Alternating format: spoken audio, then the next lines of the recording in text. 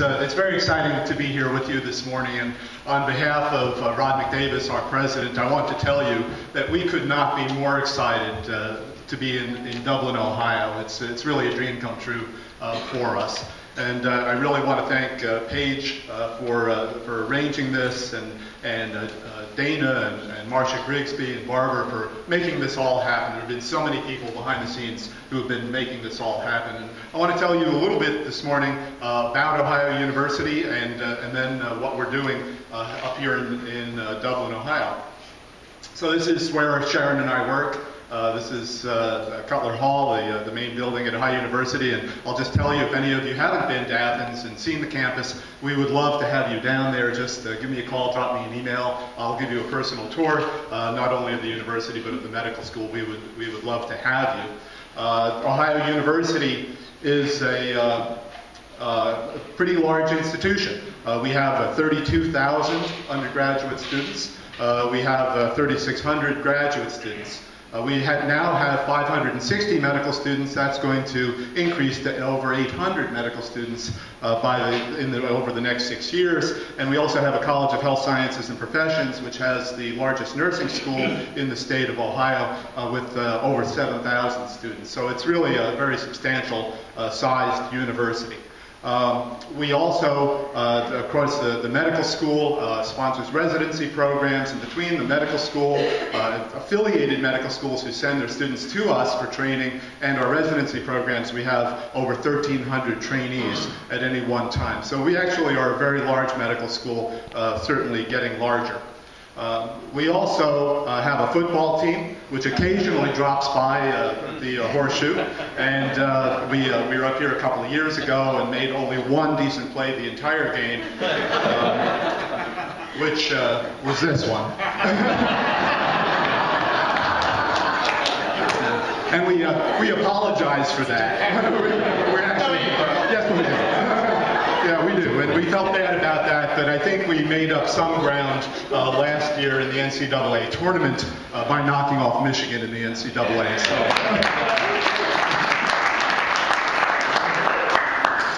We have at Ohio University a new health sciences center, which really is a combination of various colleges around the university, but primarily the medical school and our College of Health Sciences and Professions. And we have many health-related majors at Ohio University that all work together. And then we also have 26 hospitals that participate in our system to train our students. And these hospitals actually pay into the system for the privilege of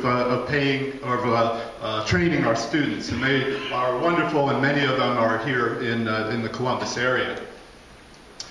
Just a little bit about osteopathic medicine. Some of you may not know too much about osteopathic medicine. It was started in the late 1800s by this guy, Andrew Taylor Still, who is a Civil War surgeon. He didn't like medicine at the time. They were giving arsenic to cure people. They were bleeding people when people were sick and doing all sorts of horrible things. So he decided to try to come up with something a little bit better. And people always ask, well, what is the difference anymore between osteopathic medicine and allopathic medicine, which is the MD degree? Well, really, there's only kind of two. I think there's really only kind of two things. And, the osteopathic profession, we like to talk about high-tech, high-touch. We don't like to ever let a patient out of the office without touching them. We never sit across from a desk and write a prescription. We write prescriptions, we do surgery, we do all the things that you would expect from a physician, but we also try to make sure that we touch the patient because we feel we can get a lot of information about that patient through touch. And we also have an emphasis on primary care, whereas the allopathic profession tends to emphasize specialty medicine. Not to say we don't turn out a lot of outstanding specialists. And subspecialists we do. Not to say the MD profession doesn't turn out a lot of outstanding family physicians like Barbara. They do. But it's just a little bit of a different emphasis. So with that said, you will find DOs, osteopathic physicians everywhere. You can't go to a major system without finding DOs there. People like Lenny Calabrese, one of our professors who's the head of clinical immunology and rheumatology at the Cleveland Clinic, seen with his daughter, one of our graduates who's in internal medicine residency at the Cleveland Clinic. Alex Ossian, who is the director of the cardiology fellowship program here at Ohio State, one of our graduates. And people like Ross Safant, who's the Vice President for Medical Affairs, the second in command at Harvard Medical School. So wherever you go, you will find osteopathic physicians. Now about the College of Osteopathic Medicine, the Heritage College of Osteopathic Medicine. We certainly have top-flight facilities down in Athens. Again, I would love to give you a tour of those sometime, and we will have the same up here in Dublin. Our motto at Ohio University, as the president said the other day here in Columbus, is Ohio for Ohio. And what we mean by that is we exist to turn out physicians and graduates who are going to stay here in the state of Ohio. That's the big deal for us. It's not a big deal for a lot of the other medical schools. They have other objectives, noble and worthy objectives, but our objectives are to train physicians who stay in practice in Ohio, and especially to train primary care physicians who stay in practice in Ohio. And the purpose of the Dublin campus is to train primary care physicians who stay in central Ohio and practice in this area. So that's how we're going to measure ourselves. Our goal is to turn out 70% of primary care physicians who stay and practice in central Ohio. We've done pretty good so far. 60% of our students stay and practice in Ohio. Many of the medical schools in Ohio are in the low 30s. So most of our students stay and practice in Ohio, and we have over 200 students practicing here in the central Ohio area. And we also have 52% of our students going into primary care. Now 52% doesn't sound like a huge amount, and primary care we're talking internal medicine, pediatrics, and family medicine. And 52% of our students go into those three specialties, and 48% into the other specialties. But compared to the other medical schools, it's way above other medical schools. I talked to the dean of one of the medical schools the other day and asked how many graduates she anticipated this year were going into primary care. She said, I don't know of any. And so I think there's a huge, as you are well aware, urgent shortage of primary care, and we're here to try to fill that. We also do a lot of community service. We have several vans that go over a 21-county area in Ohio. And that bottom picture is our free clinic. We have free clinics in southeastern Ohio. We intend to have free clinics here that we do family medicine, obstetrics and gynecology, dermatology, general surgery, all sorts of different specialty clinics for people at no cost. And we look forward to establishing those up here as well. We're also all over the world. We're in many countries all over the world. This is a project that we're heavily involved in right now. This is the Center for Infectious Disease Research in Ecuador. We're partnering with Catholic University in Ecuador, and we'll have the finest infectious disease research facility in that area when this is completed, which should be next year. Research is a big deal of ours. This is our new research building down in Athens, and we will be doing research up here in Dublin as well. Just to give you an idea of the type of research we do, this is Dr. John Topchik, who invented a drug called Somavert. What he did was he actually gave the mouse on the left is a normal mouse, and he went out to invent a drug that was going to be a super growth hormone. And so he did some molecular substitutions in the molecule, gave it to the mouse, and instead of getting a bigger mouse, he got a smaller mouse, and really felt that he had kind of failed. But then he realized he had, in fact, invented a growth hormone antagonist. There are diseases that cause excess growth hormone. There were no effective drugs on the market. And so this became Somavert, the first drug specifically for a disease called acromegaly, which is excess growth hormone, has saved thousands and thousands of lives around the country. And this probably is a fact that you will find interesting. If you look at the income that is made off of inventions at universities, Ohio University is #1 in Ohio by a long shot, by many fold most universities, and significantly higher than universities like OSU and Case. So this has been wonderful. This drug alone has generated $90 million in revenues. So it's been a very big drug and has saved thousands of lives. Oh, there's my cat. Also, we have gone through these inventions. We spin off companies, and we're hoping to spin off companies here in Dublin, Ohio. We have these four, some of the largest and fastest growing biotechnology companies in the state of Ohio have been spun off by our faculty and exist in Athens, Ohio. We hope to do the same up here. Now just a bit about Vision 2020. This came about, we formulated a long-term vision, a 10-year vision, and we brought it to the Heritage Foundation and said, this is what we would like to do. Would you be interested in helping us do this? They said yes. It sort of started off as $20 million, which they said was way too much, and ended up at $105 million. Which, as was pointed out, is the 5th largest donation to a medical school ever, and interestingly, is the largest donation to any institute of higher learning in Ohio ever. So it's really a very dramatic and wonderful contribution. The purpose of Vision 2020 is to redesign primary care education, establish new models of primary care, and become a national leader in research, developing scientists, inventors. A keystone, however, the real centerpiece of the program was what we're doing here in Dublin, Ohio.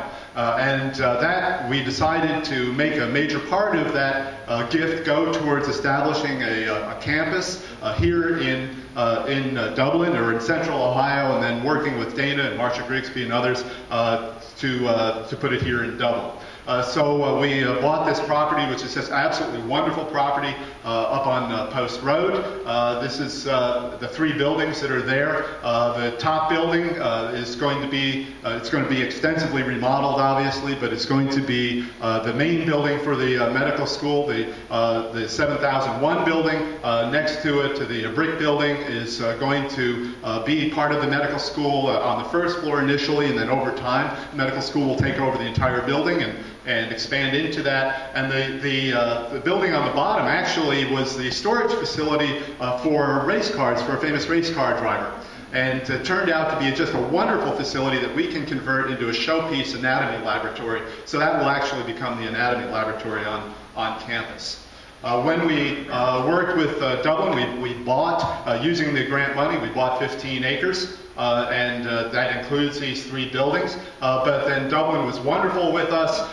They said, if you will do that, when you sign the contract, we will donate an additional 45.4 acres around that land. When you graduate your first class, we'll give you another 25.9. And then there's land that we're willing to look at working together with you on that is right next to the highway if there's things that Ohio University and Dublin can do together. So this is going to be a 91-acre campus, and it's not going to be just the medical school. It's going to expand into a lot of different things, health-related programs. We're already looking at putting a physician's assistant program that we'll probably be building on here. There's lots of other programs that we're looking at that will come to this campus. It will become a major healthcare campus, and we're just so excited to be here. We're going to do education in a very different way. This is the classroom. It's not the traditional classroom with, a whole bunch of people sitting there watching somebody on the stage. Students are going to sit around these small tables. There's going to be 6 or 7 students in each group. They have these computers in front of them. The lectures will be delivered on those computers. The students can interact with the lecturer with their computers and talk to them as well. It's going to be absolutely state-of-the-art. A lot of the lecturing will be done from Athens to here. A lot of it will be done from here to Athens. And so it'll go back and forth, and it's going to be really an exciting program. And we could not have done any of this without the incredible support of Ohio Health. Dave Blum and Bruce Vanderhoff, the Chief Medical Officer of Ohio Health, have been absolutely incredible. These are 2 incredible people. We've had support of the Ohio Health, 3 major hospitals, Grant, Riverside, and Doctors. And a lot of the training will occur at those hospitals, and they've just been absolutely wonderful in their support. And of course, what we're most excited about is Dublin Methodist Hospital, where we're going to be instituting new programs, not only for medical school training, but we're looking at starting new residency programs there, along with Ohio Health. This hospital is just going to grow into a major medical center, both in clinical delivery and teaching over the next 10 years. So it's going to be an amazing thing for you to watch, and certainly for me to watch as well. Very excited about that. We are also working very closely with Ohio State University Medical Center, become very good friends with Charlie Lockwood, the dean over there. We're going to be collaborating with them on a number of different programs. We feel that our medical school and their medical school are very helpful to each other. It can be very helpful to each other. And so we're going to be working on a number of different programs on interdisciplinary education, we'll help their students get rotations, they'll help our students get rotations. We'll have feeder programs for their residency programs from our school. There's all sorts of things that we're going to be doing with Ohio State, and they, again, could not have been more welcoming and just been wonderful to work with. We're also working with local universities. President Kathy Krendel at Otterbein, she was my old boss. When I was dean, she was my provost, and she's now the president of Otterbein, and so we're working closely with their college as well as with Ohio Dominican, with Peter Symbolic, another wonderful person. So we'll be doing a lot with these local universities for special programs for their students to get them interested in medicine and get them into medicine. This is going to bring a lot of money to the area. Just in the first year alone, we're going to generate about $1.6 million in taxes. By 2021, we'll be generating about $80 million a year to the Central Ohio economy.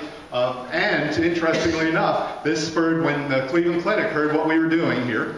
They said, you know what, we want to do that too.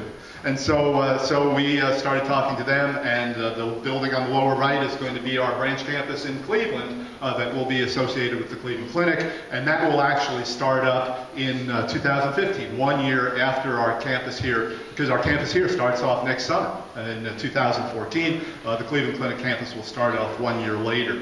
We'll be smaller than this campus. We're going to have 50 students here initially to start off per class. There's going to be 32 students up there, but that's also a very exciting program. So with that, let me just tell you again how very grateful we are to you to welcome us into the community. We have, I'll just put in a pitch, Sharon and I have still a lot of money to raise to make this the very best program that we can make this. We have the Heritage Foundation money, and that's wonderful, but the money only really goes to the startup, and we have all sorts of things we want to do on this campus, and so if people have ideas on way we can generate more funds to really build up this campus and make Dublin proud of us, we would sure love to talk to you and to do that. And with that, thank you very, very much.